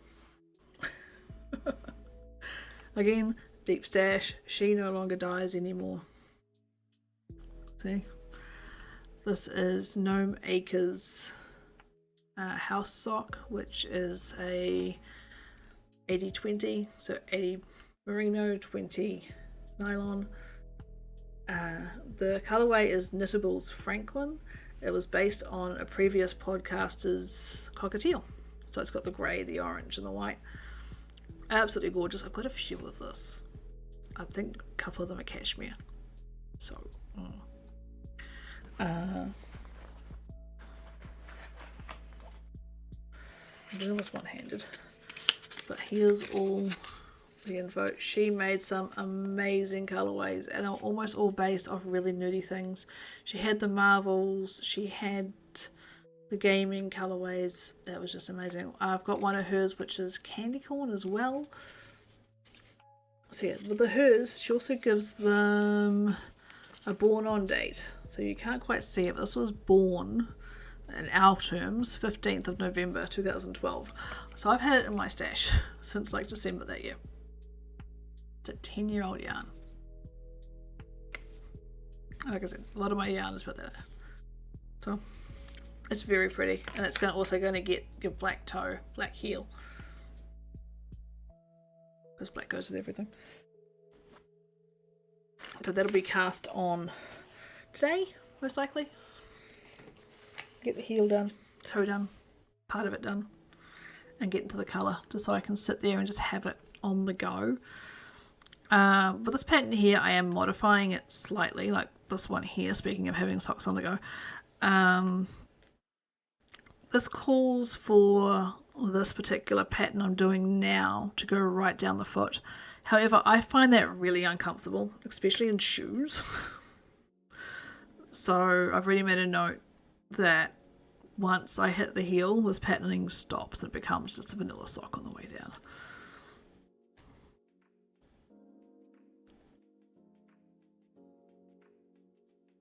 What am I doing? I'm doing like 64 stitches around as well.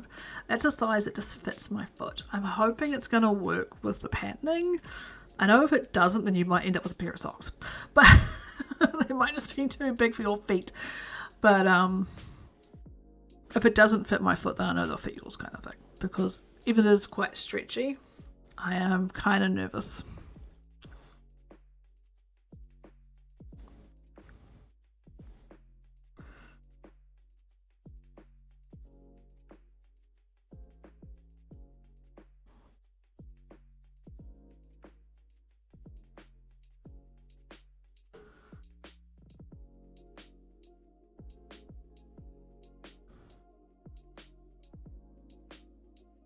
And the good thing is, just so you know, because your uniform covers the socks, you don't have to wear black socks to work.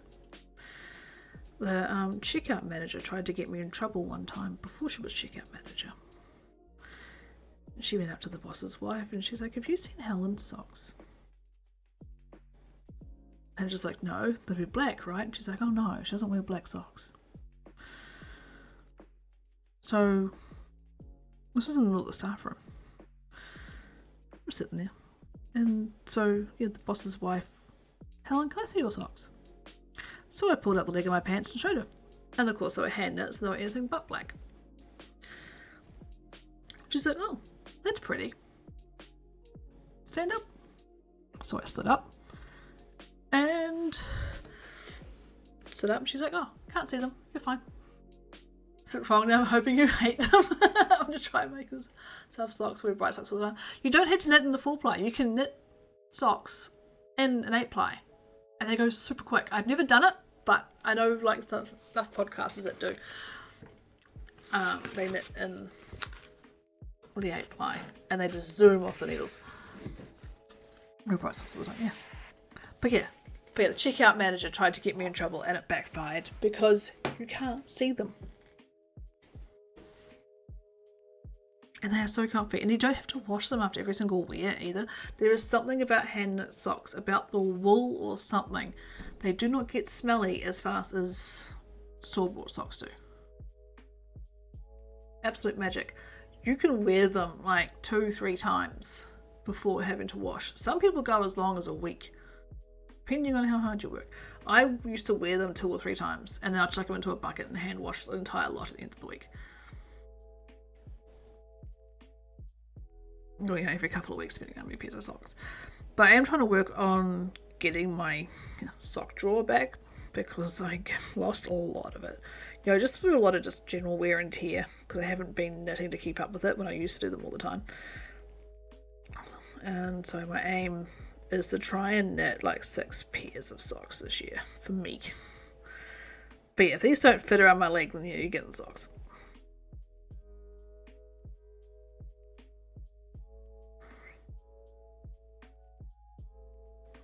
But I'll find out. It'll be more than likely, see, with this little 9-inch thing, that ain't going to go around my foot.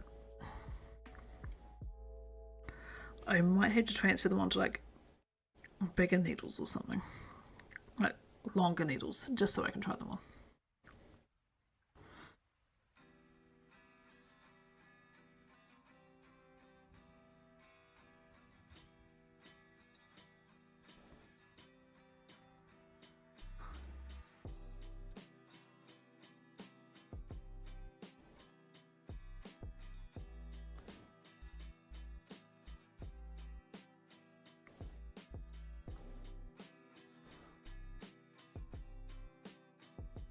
Oh, I'm missing here.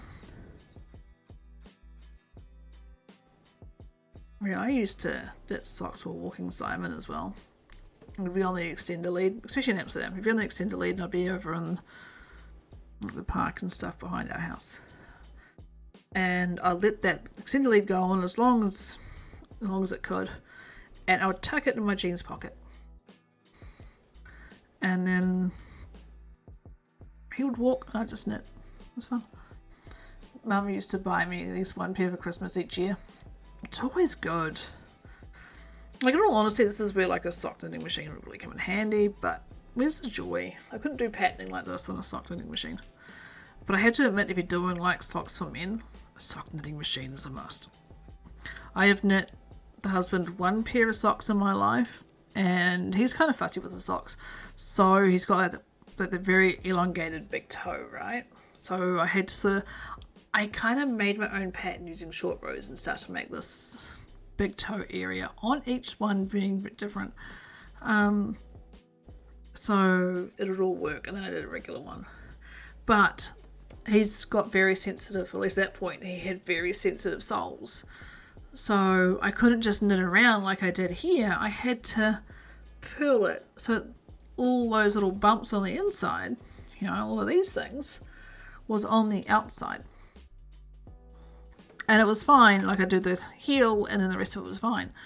But, he's got big feet. He's like a size 13, 14 foot.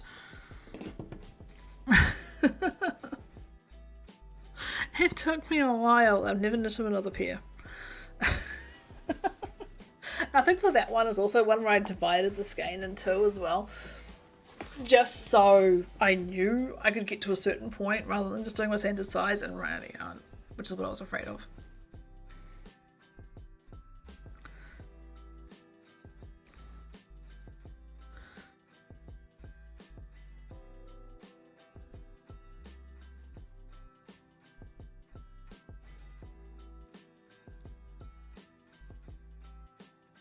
Just second guessing myself. No, I'm good. Okay.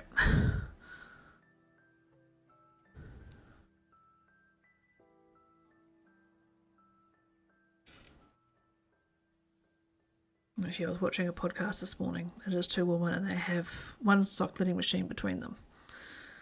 Well, one owns it. But yeah, they both got husbands with very big feet. And so one of them will just toss sock yarn at the one that has a sock machine, and she'll just crank out a pair of socks, except for the toe and the heel. And she has a contrast cuff as well, so it's different colour. So she'll do the contrast cuff, and then she'll just do the whole lot. She doesn't even shove the waist yarn in for the heel. She just goes right through to where the toe would be. She takes it off the sock thing, does the other one the exact same way, and then hands it back to the person who the yarn belongs to, with the contrast yarn. It says, here you go, finish them off. I think that is a perfect friendship right there. Crank them out, pass them off, you finish them off.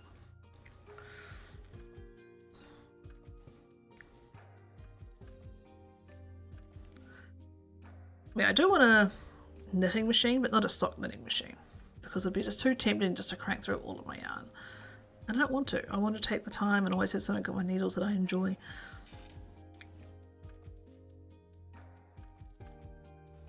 But a sock machine, like a general knitting machine, like the new Semco, is there Semco ones that are coming out? Centro knitting machines that are like the really cheap version, but they work really well. I want one of those just so I can crank through some hats, just some like 8-ply hats, DK weight hats, and then when winter hits, just toss them all at like the local marae or Salvation Army or something, just to be able to give out. But actually, probably not the Salvation Army. They're anti the rainbows, so probably not the Salvation Army, but somewhere.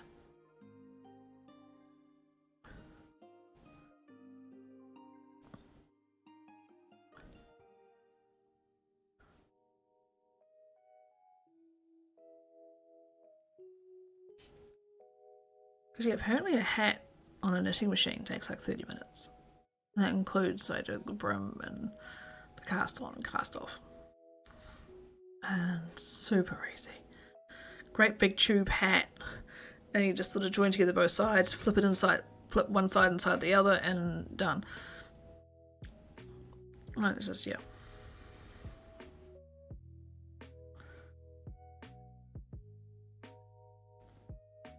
But yeah, I've looked them up, even on AliExpress. They're not too badly priced. They're like 100, 150-ish, depending on where you get them from.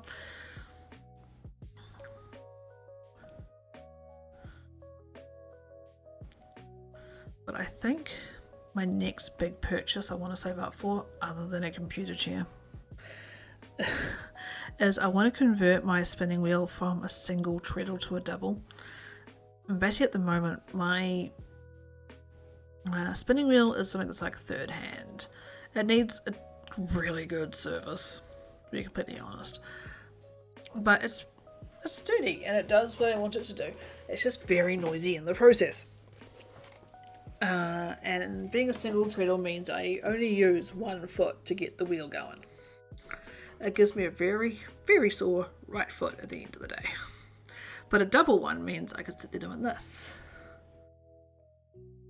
I found a conversion kit, and maybe it'll get rid of the squeak it has, because the squeak is in the single treadle. So that's about 250, so that's going to be a bit of savings, but it'll be so worth it if I can get rid of that squeak and make it so I actually want to sit and spin a lot more often, because I've still got to do the other one of that yet. Rip my pens. So yeah, that is a Corriedale alpaca. I've got to do some more alpaca for it. I was going to do it yesterday. I just couldn't be bothered, because I just kind of got sucked into, what was I doing yesterday? I think I did a little bit on the shawl, a little bit on the socks. Oh, and I was sorting out boxes in the garage. I went in there because with this new setup, normally my monitor is right on my desk, but because my box is really high that I'm sitting on, I had to lift my monitor up. So I was in the garage trying to find something that was probably like half the size it's on now, but I couldn't find anything.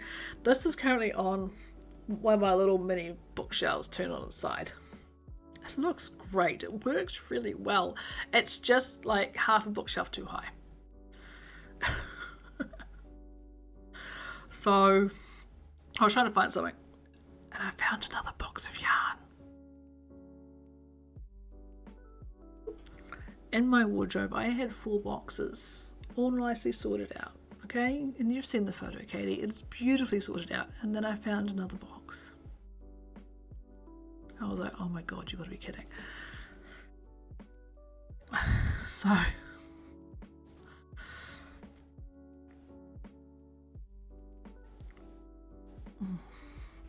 it's so beautiful. Yeah, one in this other box. So I sorted out this other box, cleaned it out, emptied it out, cleaned it out, and found out there was more like embroidery and sewing stuff in there. Yeah, a few knitting balls and stuff. I just sorted them out into where they needed to go. That was not a problem. So now I have this extra box. I'm like, what am I going to put in this extra box? So it now holds all the embroidery and all the sewing stuff that I never touch. It's all been stuff that's been given to me because, hey, Helen does all the crafts. And yes, Helen does do all the crafts. Helen doesn't have a sewing machine. So that's an issue. I'd love to get another sewing machine though. I miss my sewing machine and I miss my spinning wheel from Amsterdam. But I'll get there because I'd love to make some more project bags and actually finish them. They're of different sizes as well for different size projects, which would be great. But yeah, so now I have a fifth box in there. It was not intention. But what I did find actually is my blocking wires. Now, this is like an amazing thing. I'm going to grab them. Which is just spin around on this box. Oop.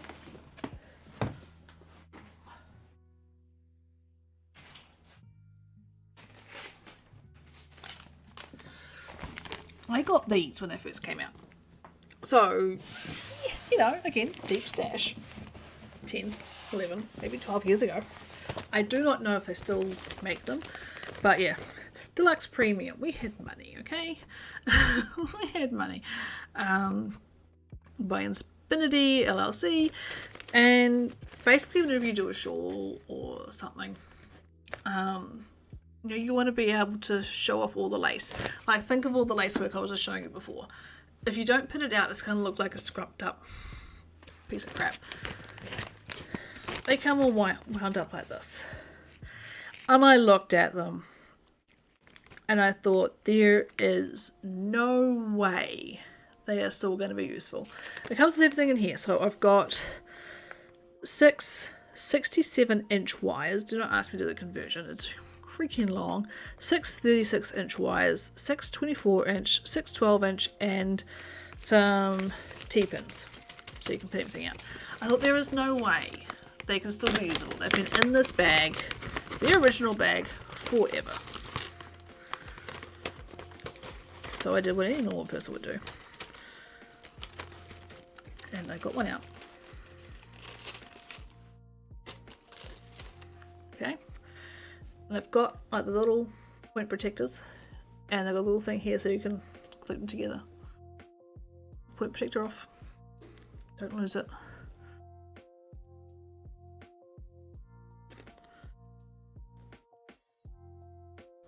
It just, I'm not holding it. It has gone back to absolute straight. It blew my mind. I can feel like the tension in it wants to flick back. Oh, it's absolutely amazing.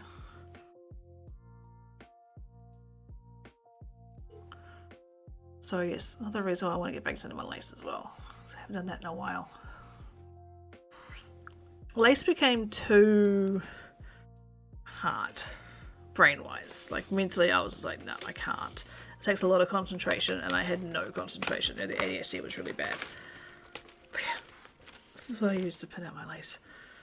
I can't wait to be able to use it on this floor, because you can, and then shut my door so the cats can't get to it, because Spawny would ruin anything that's pinned out to dry.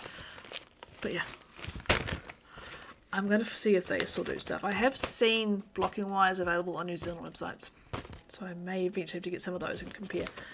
But I love it so much.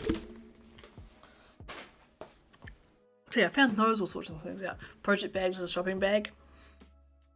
My project bags, for the most part, are Ziplocs. You know when you get the great big... Hey, Ventus. Where's my text-to-speech? I had it sorted, you pain in the ass. I have text to speech. Heard about the serial killer who kills with knitting needles. Please worry, he may be working to a pattern. Of course he is. Maybe me.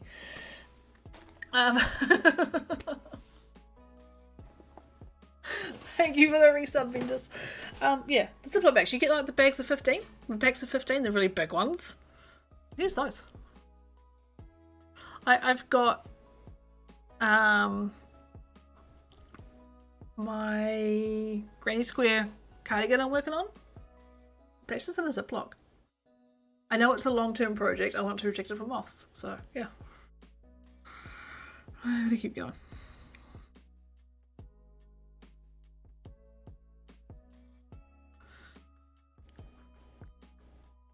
Okay. I was like, when was I up to? It's an issue. It's a huge issue. Don't forget to hydrate. No, don't hit the microphone while hydrating. It's a bad idea.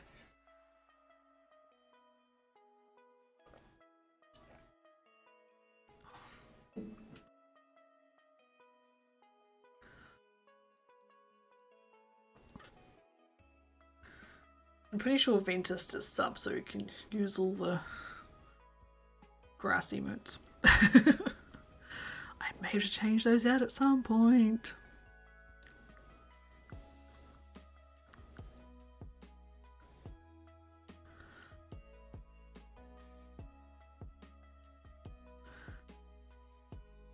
Oh, also Ventus, I have, like, if you ever want to spam Janie's chat with her absolute favourite.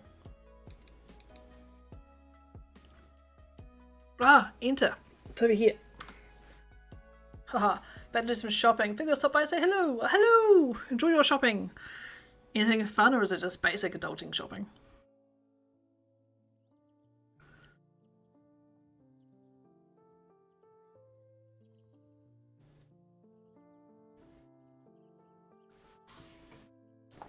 That's the whole stretching thing, man. But yeah, I've only got about 5 minutes left to stream anyway, so it's all good.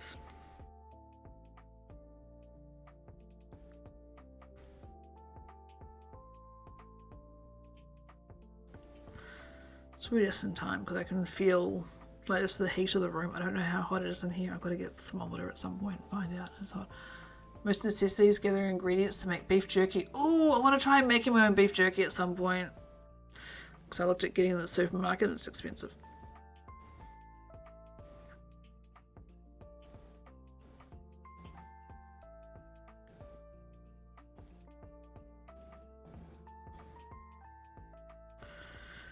Yeah, that shiny fish.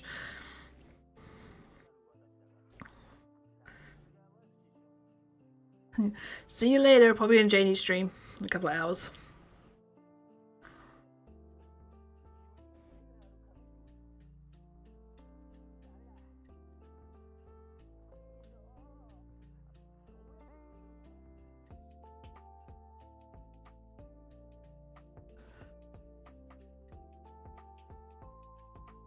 I never understand why people like to eat leathery meat because it's delicious.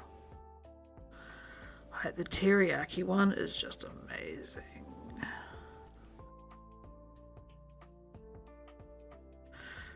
But yeah, it's also really good for camping and stuff, you know, it's light, it's your proteins. One thing I struggle with keto is actually getting enough protein in. I really struggle with getting enough protein. I've got to have at least 80 grams a day. And it is rough. Because it's not just like 80 grams of chicken. I can't just do that. Oh no. Because chicken is not just like protein. Tried it, nope, yucky. Fair. Not for everybody.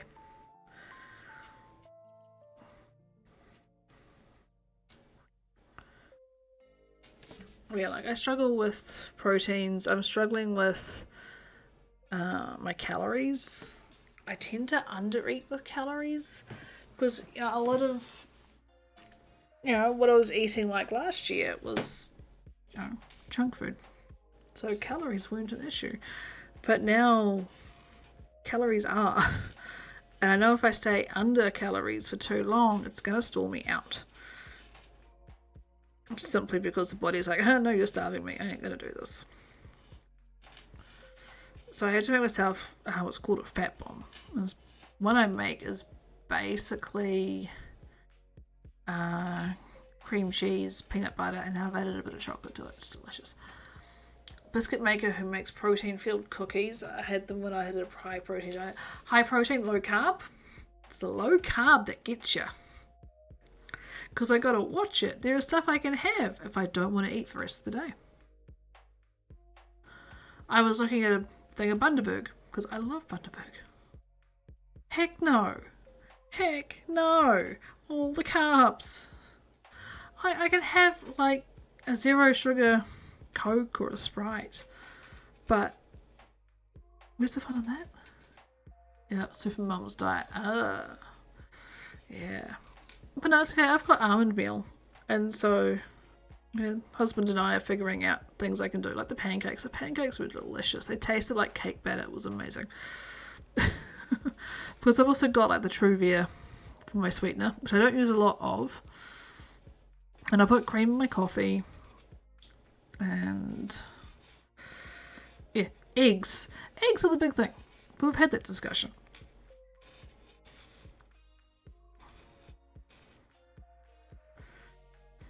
But yeah, being able to have like, my general lunch, let's say, is basically bacon, eggs, mushrooms, spinach. See if I can find it for you and send it to the back of the packet so you can see if you can have them. That'd be great.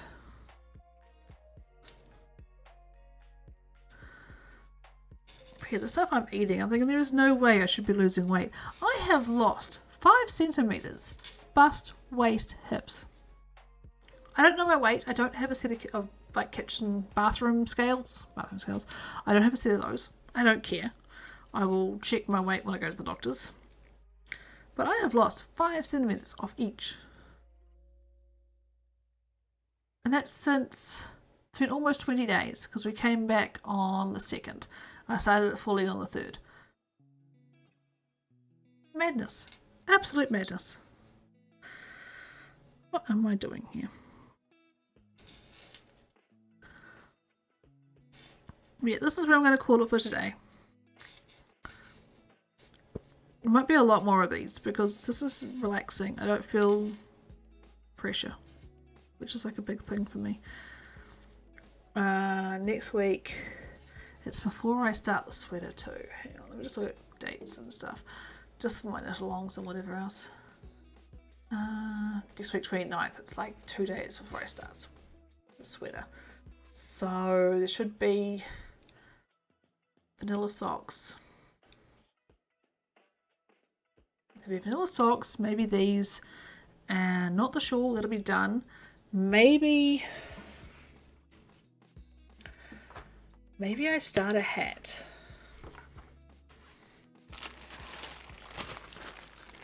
Go finish getting ready for work. Yeah, it's a good idea. So yeah, maybe I start a hat. These are my current hat yarns I'm thinking of. This is Dancing Dog Dye Works, I believe it is. Then we have the New Zealand one, and this is the one that's now like $55 a ball. But I got it when it wasn't. I don't know. I'll think about it. There is a hat pattern I want to do. So, that's the thing. Alright, so that's it. Once again, thank you so much for watching. I'm not going to go raid out because I want to go have lunch since we were talking about food. Just being completely honest. So, yeah, we'll probably do a lot of making some crafting ones now and just sort of veer away from the gaming. Just whatever the mood takes me. Because I haven't even turned my Switch on since last week. And that's it. I will see you back here, same time, 2 hours ago, next week. Bye.